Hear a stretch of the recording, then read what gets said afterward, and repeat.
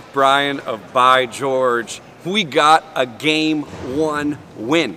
Game 1 win, it's hard to beat. Yeah, it came in overtime. Yeah, we struggled at moments. The 2-3 really slowed us down at times, but who cares? When you look at this game in a month, it's gonna say we won and we beat Navy at home, and that's all that matters to me. You know what I was impressed with? I was impressed with XJ. I mean, the guy, I think he finished with what, 12 points, big bucket and at multiple times. His first collegiate bucket was like a fadeaway from, you know, right above the foul line. He got out in transition. He got himself to the foul line. I was just really impressed. I mean, I sent out a tweet saying this guy's arms are bigger than Ron's thighs. And I was not joking. I mean, he just looks jacked. He does not look like a freshman. Something else that I thought was super impressive was AJ. The guy brought the energy from the start of the game. I mean, he opened up the game with a three-pointer. Yeah, he didn't make it, but you gotta love the confidence. In transition, he was getting dunks, a putback dunk that almost made me like jump out of my seat on media row. I mean, XJ, AJ, and then of course Hartwell hitting threes. That one big three there at the end. You know, I caught up with Hartwell at the end, or at the end of the game after the presser, and this is my interview with him. This is Bryan of By George here with Jamal, Hartwell. Big shot to send us into OT. After that shot, did you guys just feel like you had the confidence to? I mean, you guys kind of dominated the overtime. Did that shot give your team the confidence to go in and win that overtime? Oh yeah, definitely. Every time anybody on our team makes a big play, it gives a big boost to our whole squad. So we definitely dwell on that energy and transfer to the overtime. And you know, it's not just what you're doing offensively. You know, you're all over the court on defense. You know, you pride yourself in staying in front of your man. Oh yeah, that's definitely. It's been a pride since since about middle school or something like that. And I've definitely been putting a big emphasis on it since I got here. That's what coaches have been wanting me to do, so I told them I could do that, and that's what I've been doing.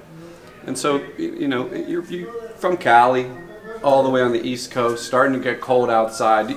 You know, how do you feel? Like, do you miss home? Are you becoming an East Coast guy now, or, you know, where you stand?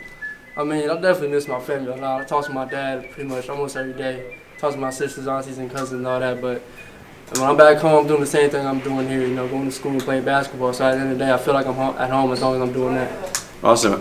You know, you probably talked to a couple media guys in your day. Have they ever been wearing Yeezys? Camera, can you show the Yeezys? Have you ever run into a media member rocking Yeezys? Nah, this media guy got the drip. He definitely got the drip. He definitely got the drip.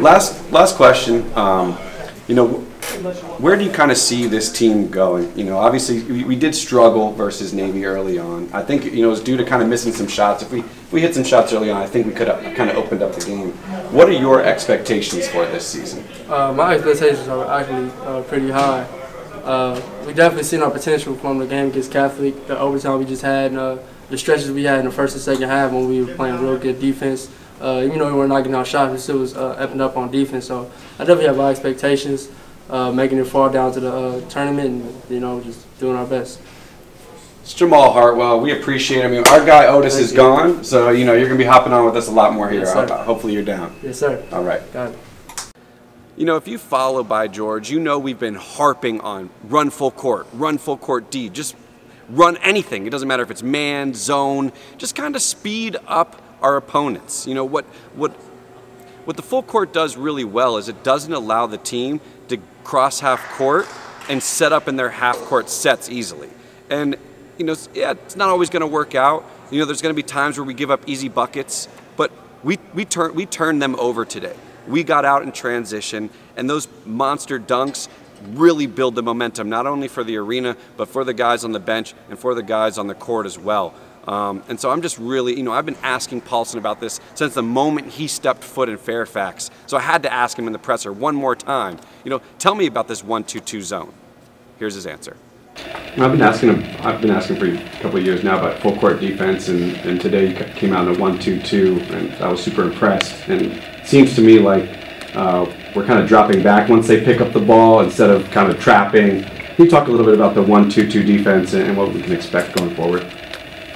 Well, you know, it will continue to evolve, and it depend on, you know, I think the main thing that we want to do is if you want to be a good team, you have to be a really good half-court defensive team. So we got to be able to get back and transition to good half-court defense.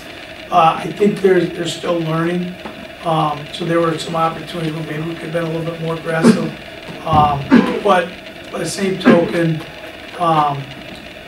the vast, when you look at our field goal percentage defense and our three-point field goal percentage defense, I think that, the main goal is a lot of times they're starting offense, getting into their set offense with 18 seconds, 17 seconds to go. And, so I thought that was good. I think we got some guys with some length. I think foul trouble hurt us, so the depth. And then I think some guys who I think will be able to help us, maybe the moment, first game was a little bit too big. So, we played some guys to really be able to do that. You can't play, Jamal Hartwell 39 minutes and play like that. That's impossible to really be super aggressive. So part of that is establishment of depth. And obviously when we were planning, we thought we'd have a couple more guys, seniors playing at the beginning of the year as well. Thanks, Coach. So guys, starting off 1-0, super excited. It beats losing to American or Penn or whoever we lost to start last year. But I caught up with my guy, Brad Edwards. Anytime you get a chance to chat with the AD and have him on the show, you got to do it. And he said he was really impressed with the energy of the crowd and our students, and maybe he's going to join one of our tailgates. Recap video closed out with the AD, Super Bowl champion, Brad Edwards. And I'm here with the one and only Brad Edwards, Super Bowl champion, my friend at this point. This is a closing out a recap video, and I just kind of want you to talk about the importance of, crowd participation, getting the students out here. What does that do for our athletes? Wow. Well, first of all, we had an unbelievable student turnout tonight, and not only did they show up, I bet we had 1,500 students here tonight. It was a huge crowd, and they were, not only were they here, they were vocal, and they were here early. It was amazing, and again, it's a great environment, I think, for students, and we have great support. And when the athletes see their friends and peers in the stands, it just makes them want to win and play, to their best. And it was a great crowd tonight. Over 5,000 people here tonight, between 5,000 and 6,000, and a lot of good energy. And so, that helps you every step of the way. Mason alumni, I think, is, and you can correct me if I'm wrong, but we have some tailgates scheduled this year, and it's something that I've talked to you about, and it's something coming up Friday. Yeah, and we already got our spot. Can we get Brad Edwards to guest spot at one of our tailgates this year? Absolutely, yeah. I love what you guys are doing, the support that you bring for us, and the tailgate. And I think that's a real important part of student life and engagement here on our campus for our fans as well. And yeah, it's just building a culture around basketball and college sports. I'm like, what else? What else do you want to do? It's such a great environment to come and be a part of. It's an amazing campus, as you know. So when we can find those opportunities to bring people together and build, a spirit around the institution, and that's what sports, that's what it does. It builds campus pride, institutional pride, and brings people together and helps you live life, and get away from the everyday challenges that people have. And so we're excited about having more opportunities to do that. And I know you're not much of a meat guy, so if you tell me when you're coming, I'll have some fish. I'll have some fish on the grill for you. I'll eat a piece of fish for sure. Brad, thanks so much for hopping on our stuff, and go Patriots. And we appreciate your support. Yeah, thank you guys. Thank you. All right, thanks so much, man. Beat Navy. We did it in OT. Thanks to AJ Wilson's monster dunks. He's got size over all these guys. Yeah.